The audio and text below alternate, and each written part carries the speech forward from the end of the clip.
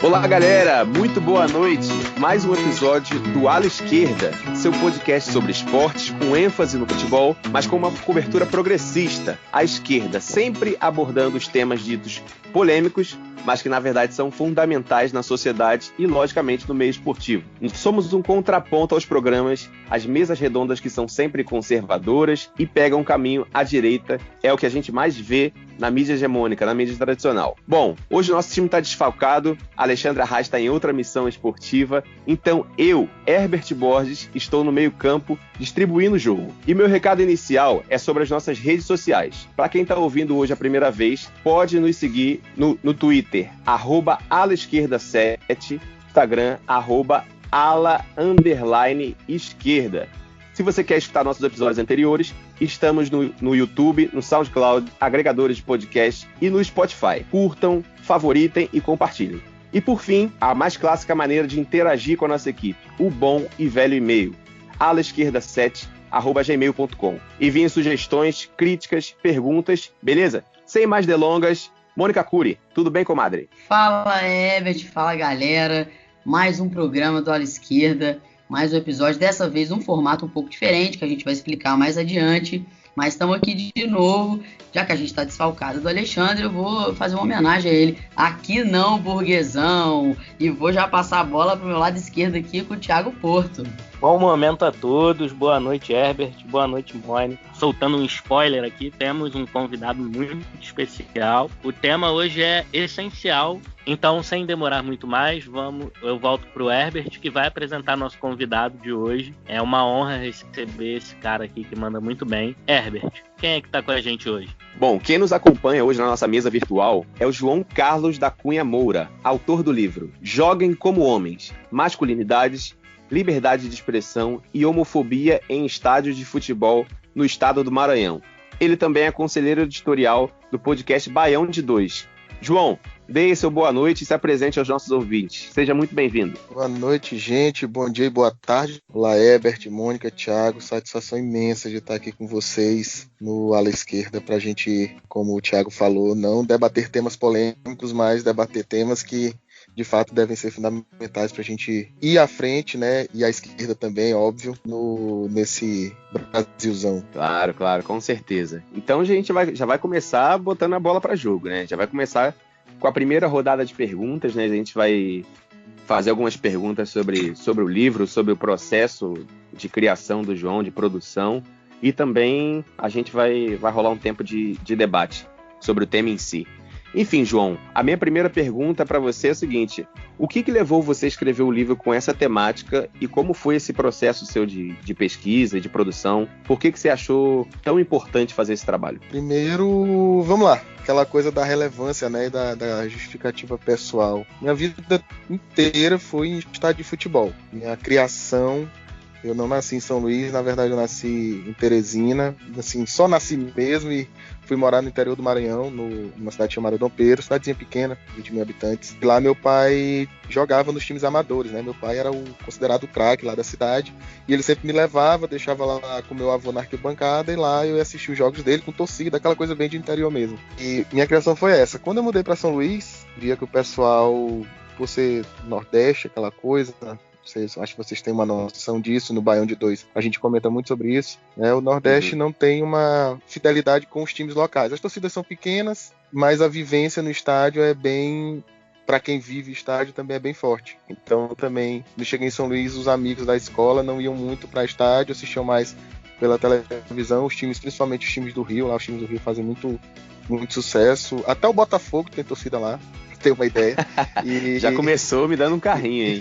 Vai ser cobrado. E aí eu tinha um coleguinha lá que o pai dele era diretor do Sampaio Corrêa, sempre levava a gente para assistir jogo do Sampaio Corrêa, que à época estava disputando Série C. Isso eu fui crescendo no estádio de futebol e é minha paixão desde sempre, né? E foi com isso eu que era torcedor do Tiradentes, que é o time lá que meu pai jogava. Passei a ser torcedor do Sampaio Corrêa. Eu tinha 10 anos de idade, 11 anos de idade, já tinha condições de escolher. Meu pai era, assim, no time do Maranhão, torcia pro Maranhão Atlético Clube. E crescendo no futebol, a gente começa a perceber algumas coisas, principalmente quando a gente começa a ter, e aí até para a formação de pensamento político mesmo, a gente começa a ter essa noção, começa a observar com outros olhos aquilo que ocorre do nosso lado. E já mesmo ali pelos 20 anos de idade, quando eu estava me formando em engenharia, mas já querendo fazer direito, essa história não cabe aqui, mas enfim, eu percebia geralmente isso, né, que tinha aquela coisa de sempre que fosse chamar alguém pelo nome, tudo, a gente, pelo outro time, pelo nome, a gente sempre tentava, óbvio, desqualificar a outra equipe, mas eu via que esse viés, e lá, pelo menos nos estádios de futebol do Maranhão, o viés da masculinidade era bastante forte. Pode ter demorado um pouco, né, da tua percepção com 20 anos para quando eu estou hoje com 35 anos ter produzido esse texto, mas o certo é que só quando eu entrei mesmo no direito é que as questões de gênero começaram a fazer parte dos meus estudos.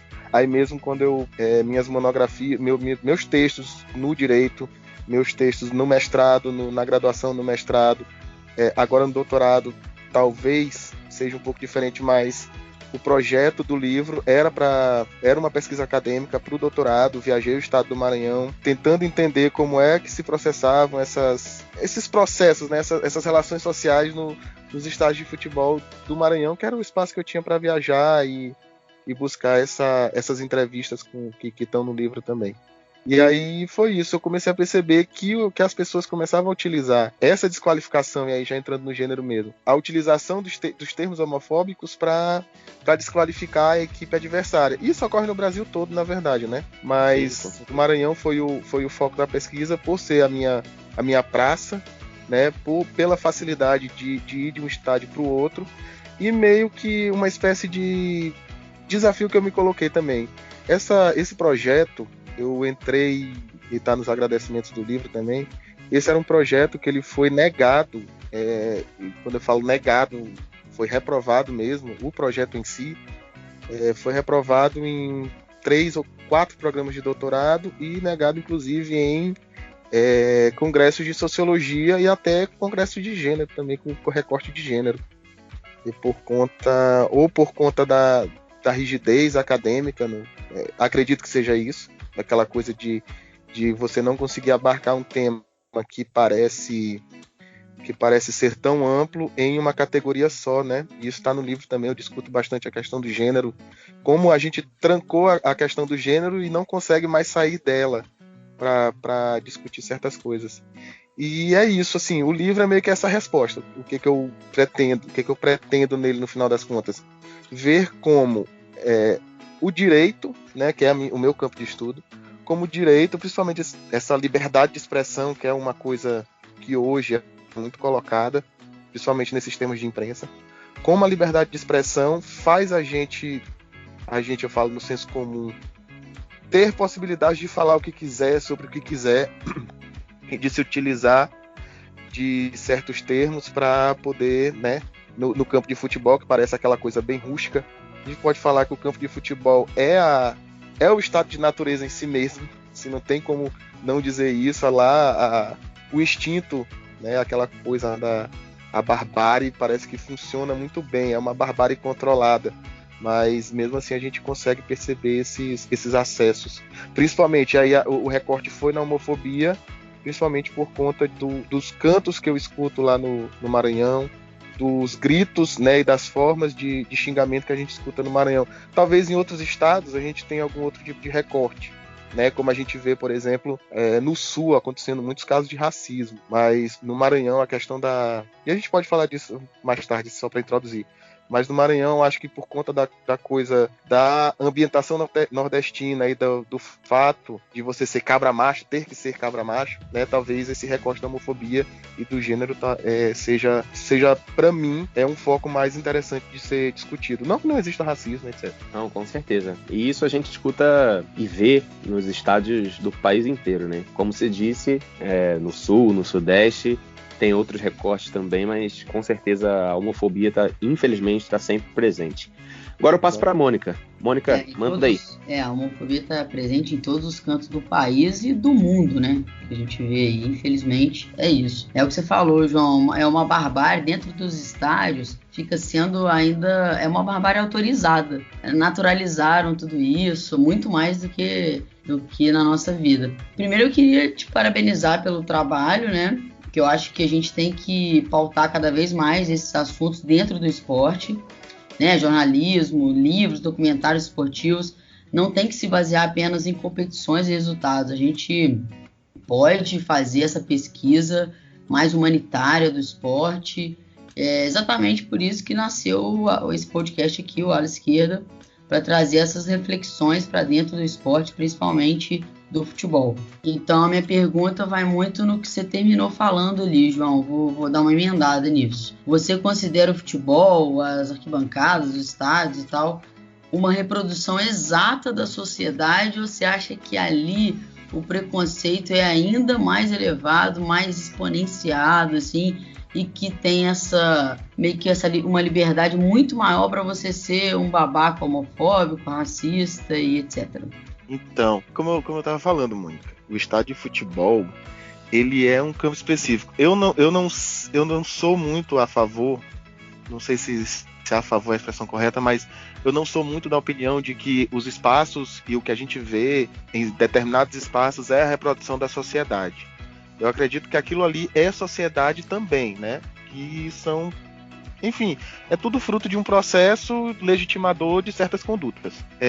No texto eu uso, para fundamentar a parte das nossas ações nos lugares públicos, um texto do Goffman que eu gosto muito, que é o comportamento em lugares públicos. Assim, só para trazer para o âmbito acadêmico, para depois a gente chegar mesmo num papo mais reto. O Goffman, ele fala que a gente reproduz, né, os espaços nas nossas ações. Então, por exemplo, se eu se eu sou uma pessoa homofóbica, né, eu acho que para a homofobia talvez a gente tenha um pouco mais de flexibilidade. Mas vamos pensar no racismo, porque eu acredito que eu como homem branco, eu não fujo disso. Assim, eu sou racista, talvez não digo por natureza, mas eu sou racista pela minha própria vivência e pela minha própria pelo meu próprio privilégio, né, de ter nascido branco e ter vivido em sociedade branca com colegas brancos, né? E quando o que eu posso fazer, né? O máximo que eu posso fazer é evitar que as minhas condutas reproduzam racismo. Com relação à homofobia, talvez isso seja mais flexível, pelo menos do ponto de vista da reprodução das nossas ações, porque você pode se dizer não homofóbico pelo simples fato, né, de manter algum tipo de ação homoafetiva, vamos chamar assim. Então, por exemplo, vamos pensar na hora do gol. O que a gente vê ali é uma folia homoafetiva. Os caras se abraçam, se beijam, dá tapa na bunda, tudo, né, que de certa forma reproduz comportamentos não masculinos em si mesmos.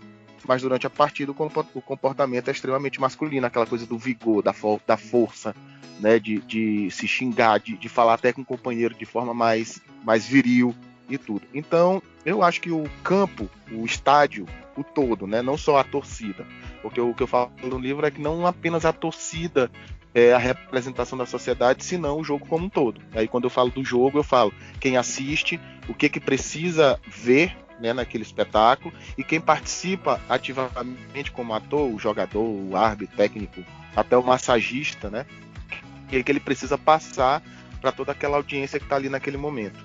Então, quando eu vejo alguém situando a homossexualidade do jogador, do árbitro, do técnico, enfim, o que a gente percebe ali? O que a gente percebe é a tentativa de uma desqualificação que já ocorre na sociedade.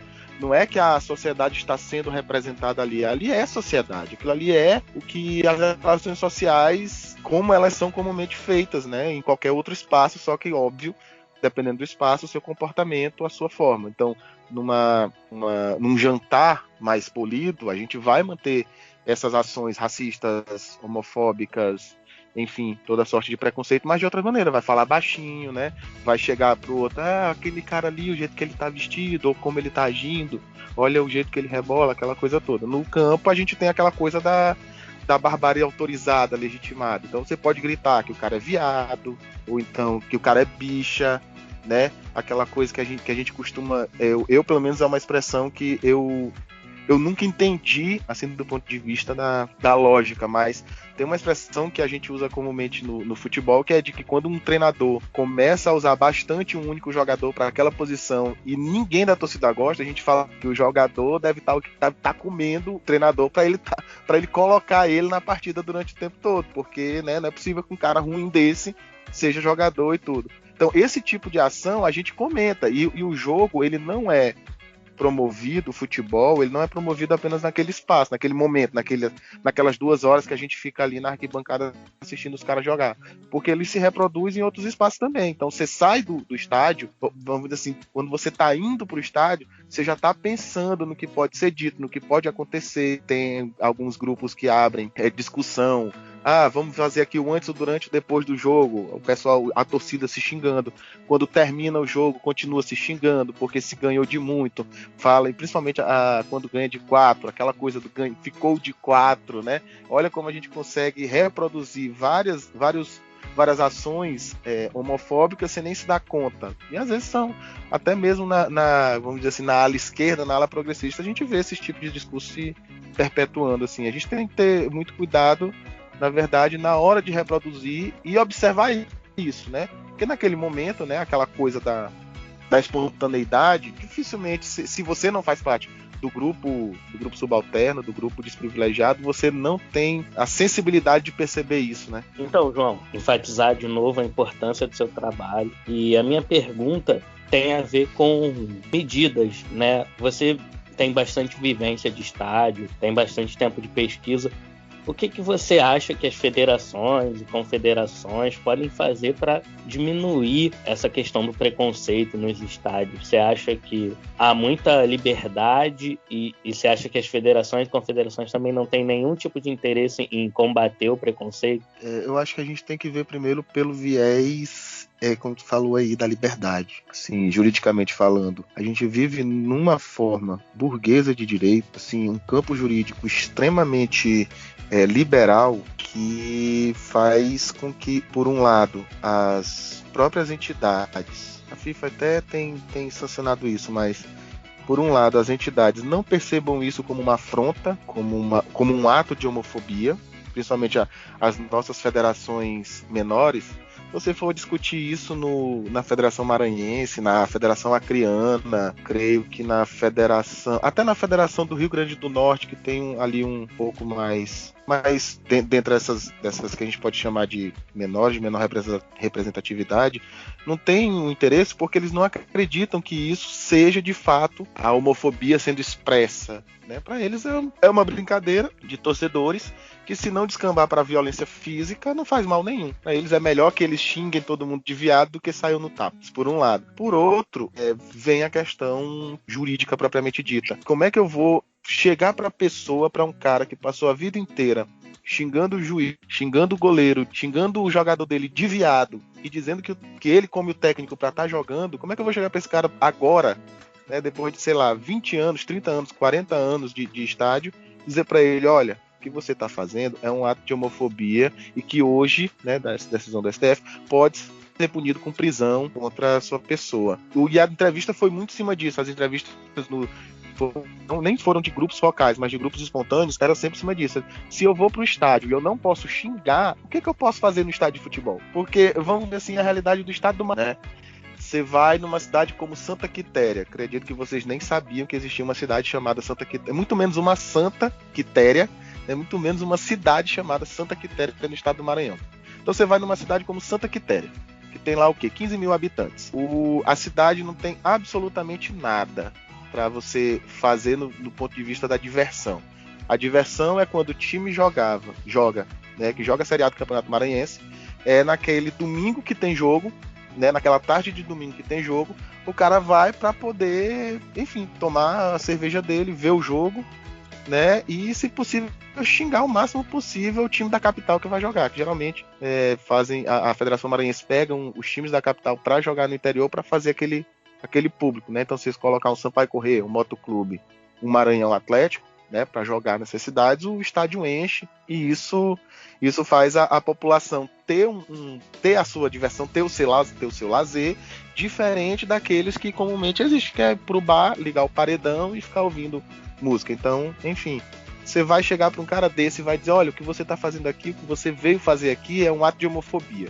É difícil você chegar para um cara desse e explicar, né, socialmente, educadamente e juridicamente que aquilo que ele está fazendo é um ato extremamente preconceituoso, porque para ele não é. Primeiro pela legitimação, né?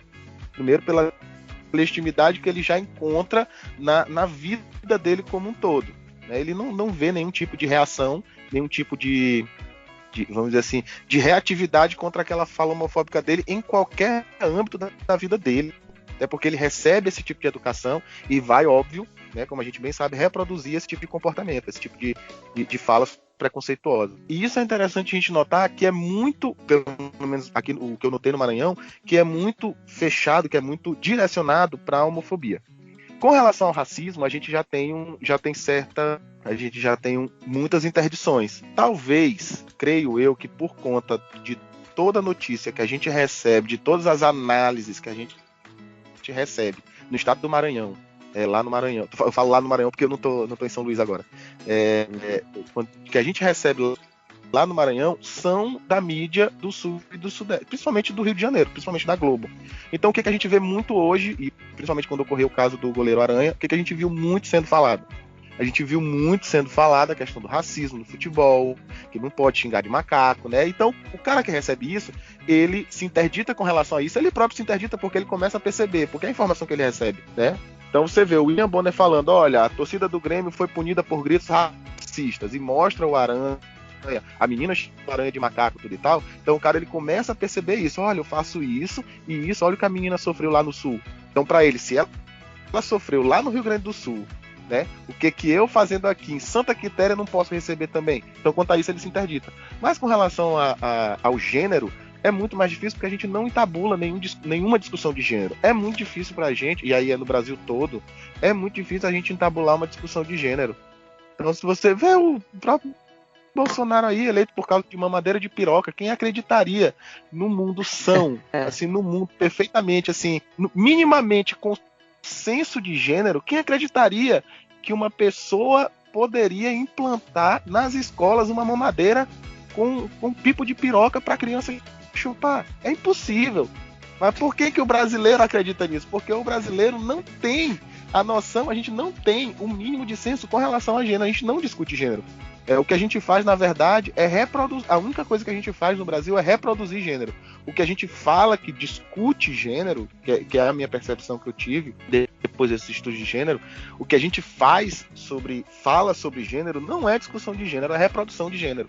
Mesmo os estudiosos de gênero no Brasil, o que eu percebi com essa produção desse texto é que eles dificilmente tentam discutir o gênero. O que a categoria, vamos dizer assim, o que a categoria científica de gênero quer dizer, na verdade, é a pura reprodução. Então as federações, e hoje, vamos ser bem sinceros, se na época de um governo de esquerda a gente já não tinha essa pauta de gênero, né, forte, avalia agora. Então, a gente não vai ter uma política de Estado voltada para discussão sobre o gênero, as federações é que não vão mesmo seguir. Então é isso, são esses dois lados. Um que é o lado mesmo de legitimidade, então a gente não pode mais xingar preto, então vamos xingar viado. É mais ou menos essa a ideia. E por outro lado isso, se eu vou pro estádio de futebol eu não posso xingar ninguém, como se o único xingamento no mundo, né, fosse o de viado, para os jogadores, fosse xingar pela sua homossexualidade. Isso fere a liberdade de expressão que o cara tem, principalmente no estádio de futebol, que é um espaço de liberação de todos os instintos, né? Eu vou até te interromper, João. Eu vou até te interromper no seu fim de fala, que, na verdade, o que a gente tem é que tirar da cabeça de todo mundo é que viado não é xingamento, sabe? A homossexualidade de alguém não é motivo para essa pessoa ser considerada abaixo de qualquer outra. Então, a primeira coisa que a gente precisa fazer na sociedade, antes de punir qualquer time ou qualquer jogador que tenha, enfim, torcida e tal, a primeira coisa que a gente precisa fazer é explicar pra galera medidas, políticas públicas e tudo mais, pra galera entender que viado não é xingamento. Homossexual não é xingamento, não é... Você deu exemplos aí de várias coisas que a gente fala sem querer no campo e tal, que nós mesmos aqui falamos, que é homofobia, que é preconceito. O próprio vai tomar no cu é homofobia. E a gente nem percebe. A gente nem percebe. Esse carnaval, onde eu fui, que eu passei o carnaval em Belo Horizonte, todos os blocos de esquerda mandavam o Bolsonaro tomar no cu. E a galera ali do movimento LGBT começou a falar, galera, vai tomar no cu é homofobia, porque a gente gosta disso, eles gostam, pra eles é uma coisa boa. Por que isso é xingamento? Por que vocês estão mandando ele ir fazer uma coisa que pra mim é bom? Então a primeira coisa que a gente precisa fazer é tirar isso da cabeça da galera antes de começar a punir e tal, porque a galera realmente não vai entender. Você não consegue chegar pro cara e falar, pô, você não pode falar isso, né? Primeiro você falar, olha, isso não é xingamento, né? É começar por aí mesmo. Total.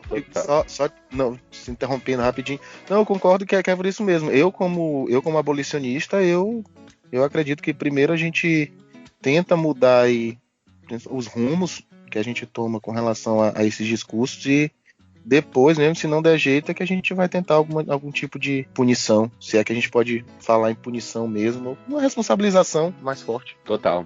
Então, João, eu queria te perguntar também, cara, até na esteira jurídica que você se debruçou, eu vejo, por exemplo, os casos, durante muito tempo foram casos subnotificados, né, de certa forma ainda mas aumentou bastante a notificação do racismo, especificamente no futebol, falando só do campo esportivo. Cada ano tem cada vez mais notificações quanto a isso. Entretanto, se você comparar as notificações e punição, há uma disparidade gigantesca. Primeira pergunta que eu quero te fazer é se você acha que pode acontecer isso na questão da homofobia nos estádios. Ainda não é criminalizada, digamos assim, né? Enfim, essa questão de punição de clubes, de federações, de atletas, treinadores, e por conta de homofobia, você acha que pode acabar tomando o caminho que os casos de racismo tomou? E uma outra, cara, já emendando na segunda pergunta, tem um capítulo específico que me interessou bastante, que é, o nome dele é Há de ser bicha, mas sem perder a masculinidade jamais. Eu imagino o que você quis dizer com isso, né? O que você quis propor, mas eu gostaria que você explicasse pra galera e pros nossos ouvintes. Tá, vamos lá. No ponto de vista privado, a gente já tem algum tipo de punição, né? A FIFA já puniu até a Confederação Brasileira, né, e a Confederação do México. Então, no ponto de vista jurídico, talvez aí a gente tenha legitimidade e até a própria ilegalidade de punir os gritos racistas, né? Porque tem lei sobre racismo. Sempre, vamos dizer assim, do tempo que a gente se conhece por gente, existe o crime de racismo. Só que a legislação sobre o crime de racismo ela é muito pontual.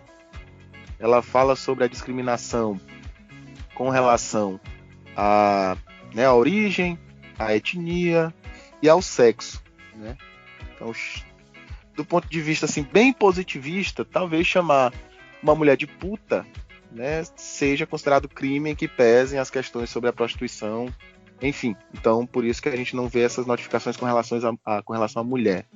Mas com relação à origem, a gente já teve a punição, o Edmundo mesmo, né? Quando na época que jogava no Vasco, foi jogar no Rio Grande do Norte, salvo engano, contra o América, né? E aí eu acho que o Vasco perdeu, ele saiu lá injuriado e disse, a gente vem na Paraíba jogar, bota um Paraíba pra apitar, só podia dar nisso.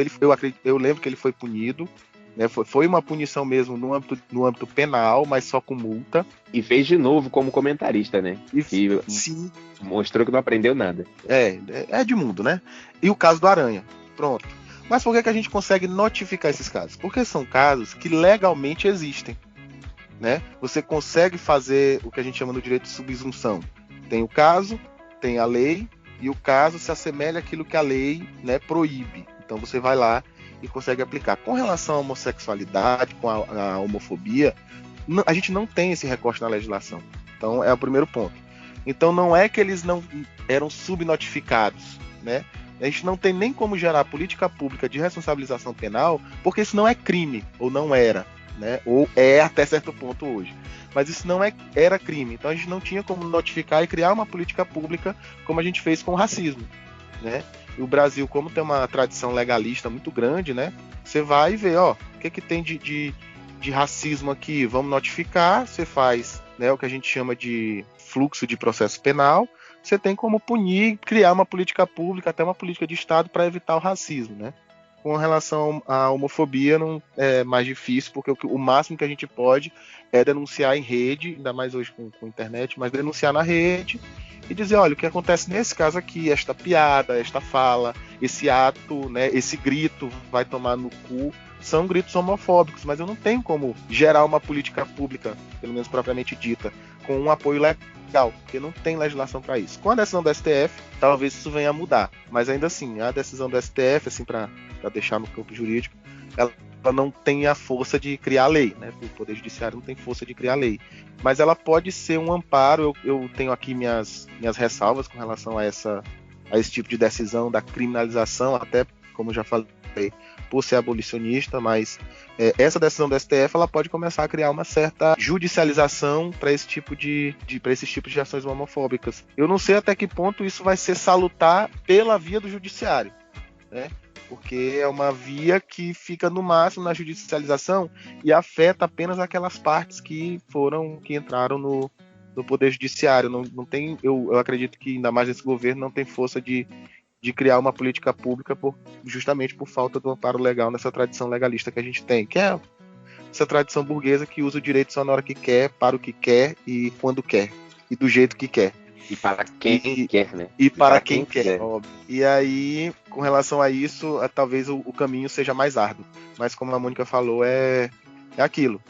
Eu acho que antes, né, disso, a gente pode utilizar essa decisão do STF para começar dentro dessa perspectiva de mudança da cultura e dizer, olha, chamar alguém de viado, mandar tomar no cu, não pode ser considerado no discurso como algo desqualificador da pessoa, né? Porque tem gente que gosta de tomar no cu e tem gente que sim é viado, tem gente que é homossexual e vamos conviver com isso, né? Eu acho que isso pode ser utilizado sim como arma, né? Mas não como fim. A decisão do STF, se ela for utilizada como fim, a gente vai continuar reproduzindo tudo aquilo que sistemas punitivos fazem e não tem como ser diferente, porque quando a gente tem inflação de sistema punitivo, é necessariamente já buscando quem vai compor esse sistema e a gente já sabe quem vai compor esse sistema, independente do crime. Então eu acho que por esse lado do viés jurídico mesmo é essa perspectiva. Na outra pergunta, né, esse capítulo é irônico mesmo. Há de ser bicha sem perder a masculinidade jamais. É aquela coisa mesmo que a gente vê no senso comum, né? As pessoas dizem hoje que elas aceitam, né, os homossexuais. É como se a homossexualidade precisasse de alguma aceitação dos heterossexuais. Olha a loucura. O que a gente percebe é aquele discurso, né? Não, pode ser viado o tanto que quiser. Desde que aí sempre vem o cara que acha que ele é o mais bonito do mundo. Não dê em cima de mim. Ou, né, que você não precisa ser espalhafatoso, andar dando pinta, ser afeminado. Na verdade, o discurso é bem assim. Você pode ser viado quanto você quiser, desde que você não faça comigo o que eu costumo fazer com as mulheres. É muito isso. Exatamente. É isso aí. E o capítulo é uma provocação ao gênero, né? É nesse capítulo que eu tento discutir a categoria do gênero como ela foi colocada. Então, há de ser bicha sem perder a masculinidade jamais, meio que esse chamado, né, a perceber como a gente fala da homossexualidade e ao mesmo tempo que a gente sabe que existe, principalmente aqui dá até uma crítica a essa ala progressista. A gente sabe que existe a homossexualidade, sabe que existe toda a percepção das pessoas homossexuais, LGBTQI em geral, mas ainda assim parece que quando a gente fala de gênero, tenta colocar essas pessoas num espaço, né, trancado ali, reduzido para elas. Gênero que seria uma categoria para ampliar e para dar mais maleabilidade, mais flexibilidade no pensamento sobre as sexualidades, acaba, na verdade, né, trazendo de volta um certo conteúdo de de cerca. A gente faz uma cerca para as comunidades, para as várias homossexualidades que existem. Então, por isso que eu falo, inclusive no próprio título do texto, né, tá no plural, assim, não falo em masculinidade como um todo, são masculinidades, né? E aí a gente tem que entender onde essas masculinidades são reproduzidas e como o gênero, né, a categoria, no final das contas, acaba sendo, na verdade, um dos dispositivos que tenta, no final das contas, abrir espaço para que se discutam as sexualidades, ou as novas sexualidades, ou as já existentes, mas ao mesmo tempo ela cerca, né?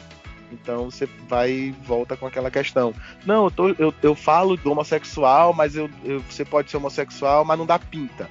Se você quer vestir a camisa do meu time, pode vestir você como homossexual, mas não sai rebolando, fazendo quadradinho de 8 no meio do estádio, porque isso não é coisa que a gente faz no estádio. Eu já vi casos de, por exemplo, ter pessoas homossexuais no estádio vestindo camisa de torcida organizada, que foi do Sampaio, inclusive, que foi tirada no tapa. Os caras tiraram a camisa, a torcida começou a bater, né? E ele começou a fazer como uma passista de escola de samba. Os caras, como a gente fala no Maranhão, separam ele no pau, mandaram ele tirar a camisa e empurraram o cara, saiu com o supercílio sangrando. A expressão dele era de: o que estão fazendo? Eu sou da mesma torcida desses caras, tô aqui animando com eles, torcendo pro mesmo time. Saiu assim, foi uma cena assim que choca, né? Lá na hora você vê, mas o que choca? Choca pra gente que tem essa percepção, porque teve gente que não era da organizada, mas aplaudindo, não é pra botar a camisa e fazer esse tipo de coisa, isso aqui não é lugar, é isso. É uma vergonha, né?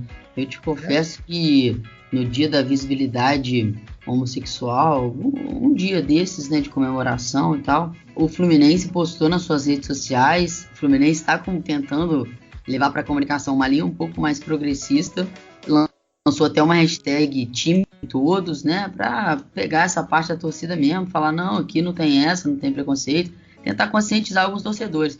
E aí, nesse dia, postou nas suas redes sociais falando que é time de todos, que não tem preconceito, papá. E aí teve uma avalanche de comentários, homens, em sua imensa maioria, dizendo que não precisa disso, tá bom, a gente já entendeu que vocês gostam de viado, mas não precisa ficar falando, tá? Umas coisas assim bem escrotas, e eu tô até desanimando de futebol, só de ver a minha torcida, a galera que eu tô junto, sabe? Tendo umas atitudes tão ridículas.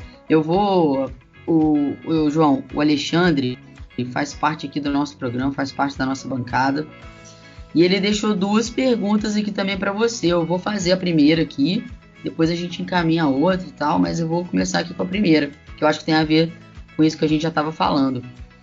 Como você enxerga o papel da imprensa esportiva nesse contexto? Tem contribuído para enfrentar o preconceito ou, ao contrário, segue fortalecendo e perpetuando visões excludentes no futebol? Você teria algum exemplo?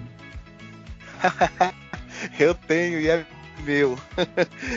O Globo Esporte do Maranhão não quis fazer a pauta do livro porque eles falaram que isso não é matéria esportiva. Simples. Eu tava em contato com... Eu tenho um colega lá, né, que é repórter no Globo Esporte, e eles queriam fazer uma reportagem sobre o livro, né?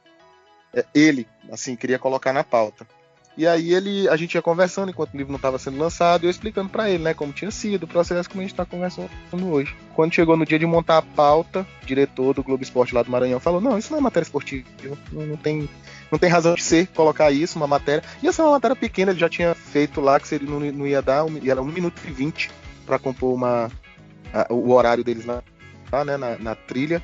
E era 1 minuto e 20. Ele: não vamos gastar 1 minuto e 20 porque isso não é matéria esportiva, né? Então, tipo, 1 minuto e 20 que poderia ser dado, acredito, não porque fui eu que escrevi, mas enfim, poderia ter sido qualquer pessoa, óbvio, mas 1 minuto e 20 para você tratar de um tema que é recorrente no estado que você vive e você diz que não existe, que foi essa a alegação que ele me disse, né? Que não existe isso de homofobia no Maranhão, né? A gente não é preconceituoso no estádio, não, né? Não, uma torcida canta outro a outra no dia de clássico, que a Tunf é gay, a Tunf é gay, a Tunf é gay. Não é homofóbico, não é. É só uma... Enfim.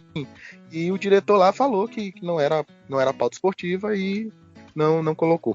Aí ele até tentou levar isso para o espaço geral, né, para o G1 Maranhão de âmbito geral, como se fosse discussão, né, sobre homofobia e tudo, mas coincidentemente o diretor de esportes faz parte da equipe que monta a editorial do G1 local e disse, não, isso não existe homofobia no Maranhão, cai essa pauta. Aí caiu a pauta. Enfim, eu falo do Globo Esporte por conta, óbvio, né, do espaço que a mídia, a Globo enquanto mídia tem.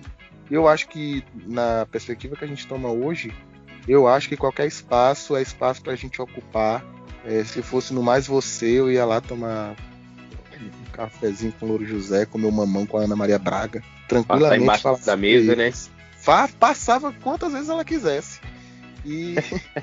Mas eu acho que é isso. Não deu a pauta lá, mas eu acho que é isso. Então, eu não sei, eu confesso que eu não sei sobre a mídia em geral. O que eu posso perceber é o que eu vejo por jogo de televisão, por futebol na televisão. Estava assistindo, eu não lembro qual era o jogo agora da Copa América, mas era um jogo do Brasil. O narrador falou que a torcida brasileira estava praticando grito homofóbico. Eu achei isso interessante. Eu acho que então pontuar isso eu acho bastante importante, né? Pelo menos na mídia maranhense, a preocupação, salvo nas transmissões da Rádio Timbira, que na verdade é a rádio estatal do Maranhão, né, que transmite os jogos do estado do Maranhão, há uma preocupação mais por conta do viés da rádio também, por conta do governo, do Flávio Dino, sempre levantar essas questões.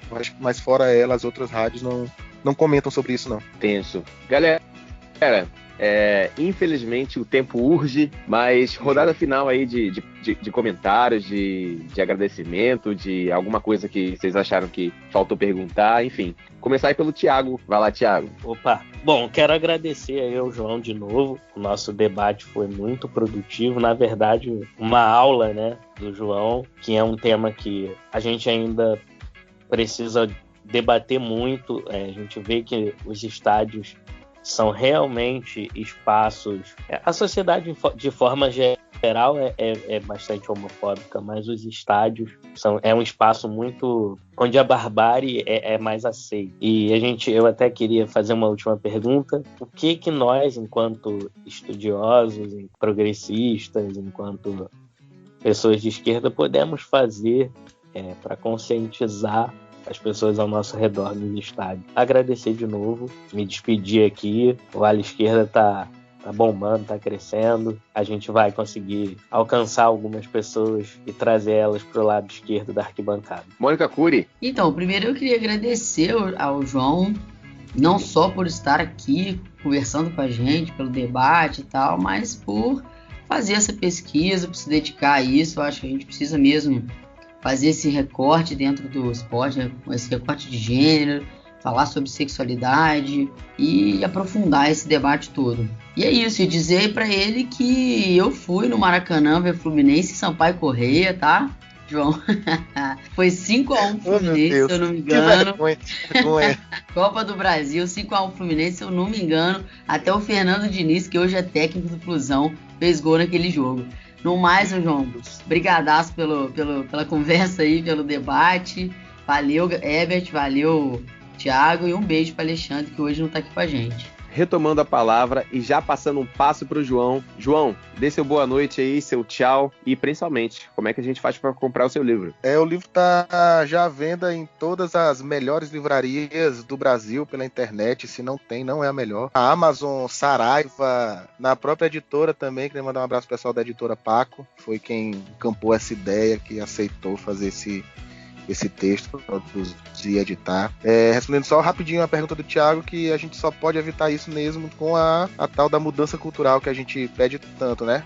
Afastar de quem canta isso mesmo, juntar o pessoal, não vamos cantar isso, a gente tem tantas outras formas de xingamento que não precisa, né, recorrer a pessoas mais vulneráveis para resolver esse tipo de coisa. A gente tem muita carga instintiva para liberar sem precisar ser homofóbico, racista ou xenófobo. Queria mandar um abraço para todo mundo aí, Herbert, Mônica, Thiago, obrigadão pelo espaço mesmo. A grande valia para mim, assim, fico muito honrado mesmo de que esse estudo esteja chegando em locais assim bem mais distantes que o Maranhão. E obrigado mesmo, um abraço para vocês, um abraço para todo mundo que está ouvindo. e a gente tentando aí trazer o máximo de gente possível pro lado esquerdo aí da arquibancada.